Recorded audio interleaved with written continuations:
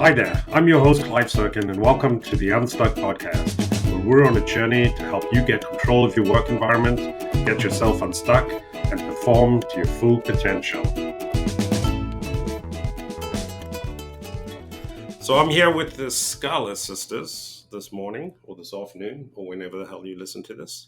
I've got Mary, Kathryn, and Jacqueline Scala, who are the co-founders and sisters, but the co-founders of Freight to Plate, and they have a pretty cool, powerful story to tell. So welcome to the podcast.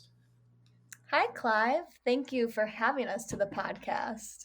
We're so excited to be here with you, See Clive. you guys. It's been such a long time since I've been face to face with you guys. But so we were talking a little bit. I don't remember exactly when I met you or exactly how I met you, but somehow, sort of in the COVID days, I stumbled past the homestead that you have in the West Loop, and I got to meet you and got to hear your story.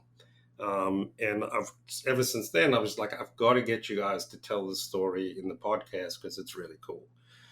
But Freight to Plate, tell me, what is Freight to Plate? And probably even before we talk about what Freight to Plate is, what the hell is a freight farm? Let's just go back to the basics, and then we'll go forward from there. I think going back to the basics is the best place to start because it also, tells the whole story of Freight to Plate and like the inception of it. So it was March of 2020, actually. So really at the start of the pandemic, this is Mary speaking, was working in the hospitality industry, and like a lot of hospitality folk, I was furloughed pretty quickly. And for me, that was a scary time. I didn't know what my career was going to look like moving forward. Just being furloughed like that and not really understanding, what the hell's happening.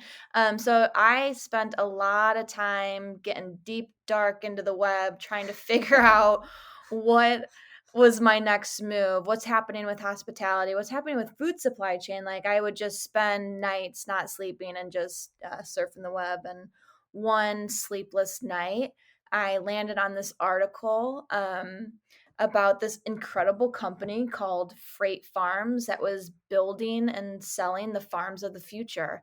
It's a small footprint, large yield hydroponic farm system retrofitted into a shipping container, and you can grow year round, chemical free, pesticide free, nutrient dense produce. And you can put these containers anywhere in the world and you can grow the same exact premium crop anywhere. So like I was hooked. It was the first time I really felt something like positive and like made me get excited. So beyond reading the article, I scoured their LinkedIn. I found out who their CEO was, and I had every intention to call that person the next day and say, I know you're probably not in your office, but I'll come clean your stale toilets. Like whatever I need to do to get in, like I want to help bring this technology, this food source to as many communities as possible. But the universe had a different plan.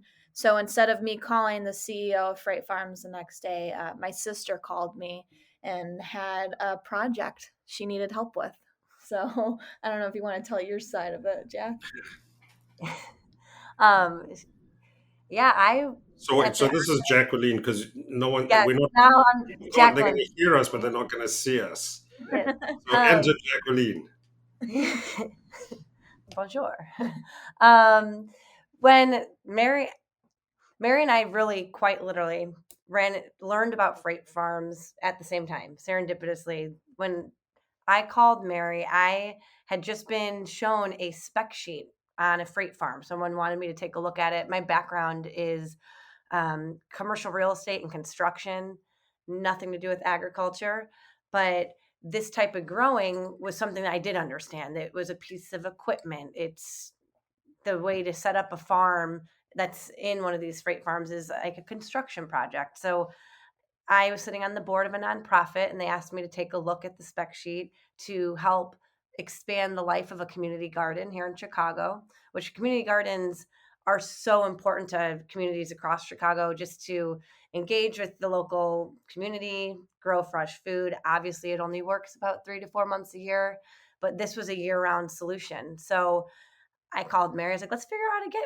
one of these freight farms. Have you ever heard of it? And of course, she was an expert, which I literally did not believe her. I was like, you don't know what you're talking about. She's like, no, I literally have been studying it all night. I was like, well, let's go down there and figure it out. So we went and asserted ourselves as experts on it. And the more we, looked at the options of like how this could work, we realized that it quite literally, that's how Freight to Plate was born. That we were like, this actually is a solution for all community types, not just communities in need, but any community that wants transparency or access to really fresh food. This is a year-round solution.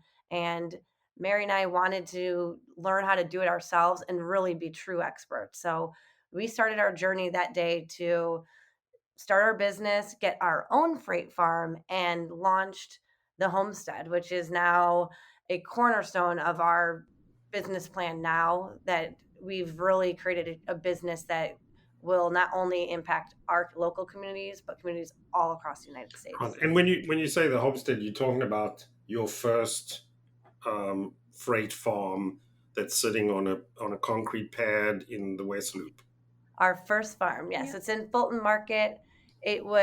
We activated an unused parcel of land. It's a concrete jungle over there. There's nothing there. We basically established an address. We brought utility to a site. And I think the biggest thing is we brought a food source into the middle of downtown Chicago that's growing equivalent to 2.5 acres worth of farmland in 320 square feet. And it's doing it, to your point, like every day, 365 days a year, which in the climate of like a Chicago or Boston, New York, is impossible to do. So like I remember when I went over to the homestead, and I was like, my head exploded, because I'm going like, I know about these things. Um, we're all aware of some of the bigger, more famous players who do this at scale, but that's not your game. That's not the intention. It's like this notion of a single farm that you can place in any community, communities in need, communities who don't have, high-rise communities. You require this tiny footprint is a really like exciting proposition. So talk about how you're thinking about the business, because this is a business. In so there's communities in needs, there's plant and grow, and then there's putting it into developments and all kinds of. So how do you think about the business? Yeah, Freight to Plate is an agriculture service company unlocking hyperlocal food production for all communities. And so, Freight to Plate, we sell the farm and we have services that unlock the potential for any community to have a successful farm there. So, our services range from, the procurement of the actual farm itself, activation of the farm, which is a huge key, and Jacqueline kind of touched on that. Activating the farm is essentially a construction project. So, like, being able to offer that service is really important and helps, power more farms going into more communities. And then, upon the activation, farm operations, farm management, just for daily ongoing success of the farm. And, a really big key to the success of farms is the food distribution models. And we at Freight to Plate help make those successful as well. And so for the high rise tenant community, Freight to Plate can package and distribute fresh farm baskets to each of those tenants. When we're working with nonprofits, we do a really unique community giveaway plus revenue generation model, which has been really great because being able to pair those two, the revenue generation for the nonprofit and then the community giveaway, it's really powerful because the people that need the food, that deserve the food, are getting it. And then that revenue generation is, pairing with a local restaurant or a chef, and then they get that really premium hyper local offering. And they also get to say, by purchasing this, I'm helping feed a community that would never have access to it. So what else are the services? Yeah, when it comes to the business too, just the biggest thing I think that Freight to Plate is offering is that we are eliminating the barriers to entry for any of the end users we work with, because not just installing and activating the farm, but then there's a lot of things that go along with that in terms of, does your city or municipality allow it? Is there zoning and permitting requirements? Are there financing options for your project? Freight to Plate is offering all those services to make these farms a reality in any community. So let's go through the use cases, because it's like, me, when I get excited about something, I'm like, let's go. But it's like, all right, a no-brainer. I'm a developer. I'm planning a development from scratch. Mm-hmm. To plan this in seems to me like a no-brainer. Is that fair? I mean, conceptually, particularly with your services that you offer, like, why wouldn't I put this in a urban development or some neighborhood? It's like, why wouldn't I do that? What's preventing me from doing it? I mean, right now, that's kind of Freight to Plate's biggest marketing angle, that we're saying to any real estate developer or asset manager that having an on-site farm is something that shows that you care about health and wellness, that that you have an ESG strategy that you're working on. These farms and using Freight to Plate to help activate it is a solution for all of those things. And it's not happening yet because we are in the beginning stages of educating and spreading the word. Because there really is not there's not a group offering what we offer at this point. The manufacturer has, again, like Jacqueline was saying, barriers to entry for these end users that by creating Freight to Plate, we've unlocked those. So it's just about education, and it's just a matter of time before your community will have a Freight to Plate activation and you'll have access to year-round awesome produce. And it's not just residential, and we'll get onto the other thing. I mean, I can imagine as companies, particularly as we start going back and how long it takes to come back and what shape and form of the thing, but to retrofit one of these on a parking lot, or seems like a no-brainer, and something that could be used. Well, what about, like, the other one that comes to mind to me is schools. Like, my kids grew up then going to a Montessori, and they had a little piece of land in Bucktown that they called the Farmasori, and they grew vegetables and they had goats, and that seems like a no-brainer for schools. But I can imagine there's all kinds of challenges administratively. But that seems to be another use case. I assume you're going after that. Yeah, well, and one of the barriers to entry for the education institutes we've found, and also for nonprofits, they're kind of one and the same when we talk about like the education and just like bringing the fresh food to the community. We've one of the bigger roadblocks is the financial upfront cost, the funding of it.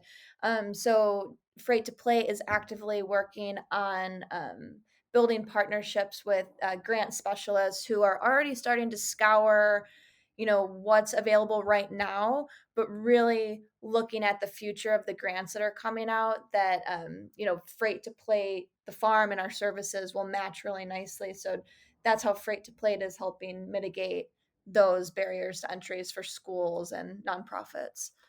We also have corporate sponsors that are going to be supporting Freight to Plate and to help us expand our programming. So when we do work with educational institutions or those nonprofit groups, we are now getting corporate sponsors. We're attracting corporate sponsors to help us put that programming to work, and that we can, if with their support, we're making these projects a reality. A little birdie told me that one of those partnerships or corporate sponsors is Whole Foods. Is that fact or fiction? Fact. Very exciting. Very exciting.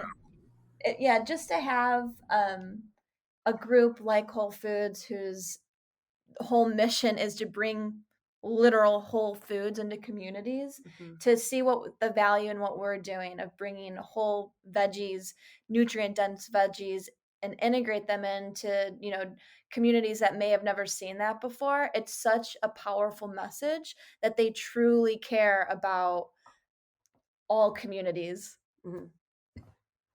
Then the I think if I remember correctly, the first use case you had was a restaurant group, because that seems to be like a no-brainer. And the Chicago market is basically there's 5 or 6 big restaurant groups. So you started off there, right? Well, absolutely. The hospitality world's almost like low-hanging fruit, and we work with a lot of some of the greatest chefs in Chicago, we'd like to think. We do have, from our homestead, we do sell our produce to Michelin-starred chefs. And just to tie back into the real estate component, any of these developers that have hospitality tenants, or anytime we're looking at mixed-use developments, having an on-site farm is attracting a higher end restaurateur. Possibly you're attracting these tenants that want to stay longer. It's really creating like a full circle economy around a farm. But when it comes to the hospitality, we have several different partners, but we can list them, I guess. Chef John Shields, from Smith and Loyalist, is a huge proponent of our product, which has been so important. We are so grateful for his partnership. As well as Chef Marco Behana out of from David Rubenstein at the University of Chicago. Both of these relationships are super strategic, because getting buy-in from chefs of that caliber, it just proves that the food that we're growing has the flavor and the nutrition content that they're looking for. And our farm at the homestead is basically sold out. We have created demand, and more people want this type of food. So if anyone out there is landing a farm into their communities, they can feed their community. They also can generate revenue from chefs that are waiting for more product like ours to get out there. So, and sorry, by the way, I'm going on mute often because it's the practice day for the Chicago Air and Water show, and I've got the Blue Angels flying over the top here. So I keep going on mute because you never know when they're going to come. But so it's been a couple year journey, give or take. It's been a grind. I mean, what I'm most in awe about you two is just your unbelievable hustle and grit, and I don't know, maybe I just catch you on good days, but you're always like sort of up and optimistic all the time. But it's been, I'm sure, like any other startup, it's a tough grind. Looking back, because here you're, is like one of you in the hospitality industry, one of you in the real estate world. Serendipitously, you find yourself in this world. You look back in the 2 years or 2.5 or whatever we've been doing this, and you go, would you do it again, knowing what you know now and being? Oh yeah. Hell yeah. But I wish Absolutely. everyone would have seen the visual reaction from the two of you. Yes. So no question, right? Okay, I Well, imagine that. Yeah, we say all the time, like, we get our asses kicked, but regularly. regularly, but that's part of it.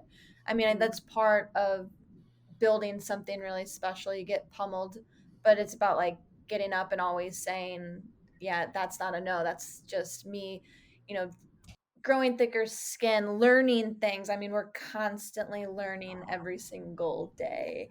And I wouldn't take back one ass kicking. Like, all of them have been for a reason, and we've learned so much. And it's just about like what you do with the beat that you.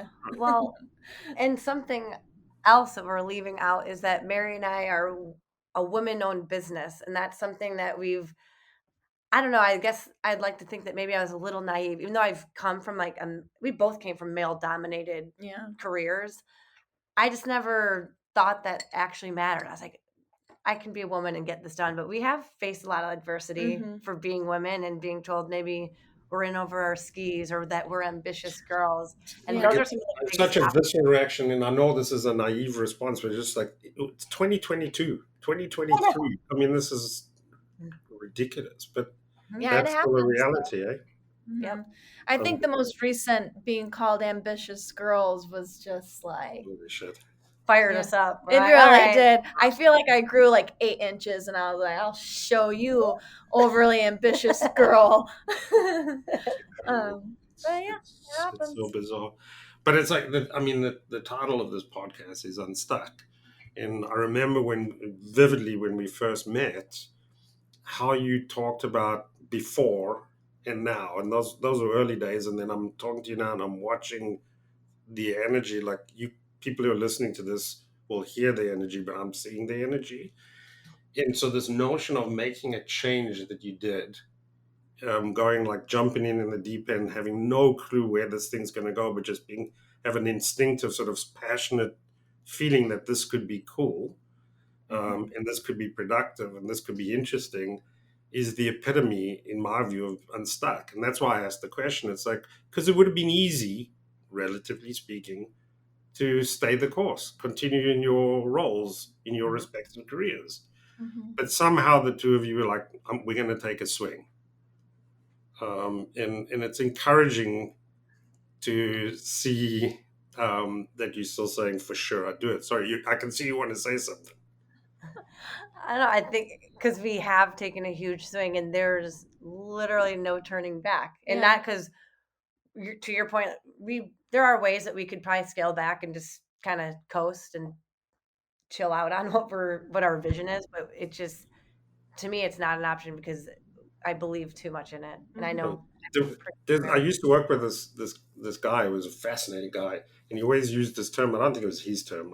I'm sure, but it was like burn the lifeboats.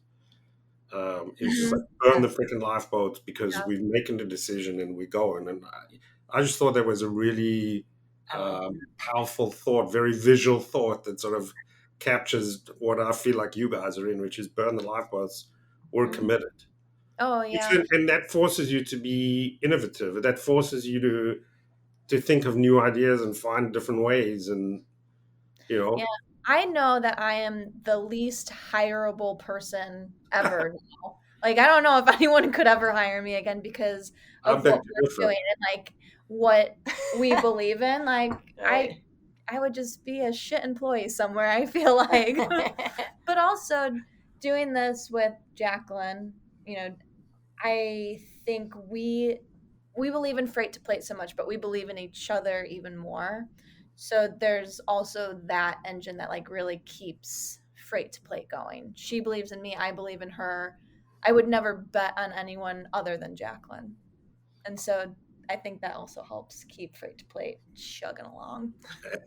It's funny you say that. I had the great pleasure and joy a while back, 6 years ago, give or take, to spend time with Peter Rahal from RX Bar, and we acquired them when I was Kellogg's. And Mm-hmm. I remember him telling me the story, and I'm going to get the details sort of wrong, but the principle basically is the same. And he said a similar thing in the sense that I was like, "What prompted you to do this?" And he was like, "Well, I graduated from, I forget which college, with like a 1.1 GPA or something, like that." And he goes, "And I have like horrendous dyslexia and all kinds of things, learning differences, which I have." And he was going like, "So I was not hireable. Like I couldn't. There was no one who was going to hire me, so I had to create a company to hire me." And so, fast forward, and it was a massive exit on RX Bar. So, in a sense, I love that thought because people can tend to get safe and happy, and sort of in a pedestrian world, which is not bad, but you're missing out on incredible opportunities. Like as one door closes, one door opens, and if they're interesting doors, it can be really, really energizing. And I feel that in you. Yeah, I feel like the safe route is probably the sane route. Mm-hmm. And what we're doing, maybe we're a little insane, but it's it's the life that we're choosing to live, and we're hoping to really impact so many people. So we're just really excited. So so that's the positive side of the story. So let's go back again the 2 years. One or two things that you go, shit, I wish I knew that this then. It would have been less pain. Like, what are the things you go like? Why didn't somebody tell me this?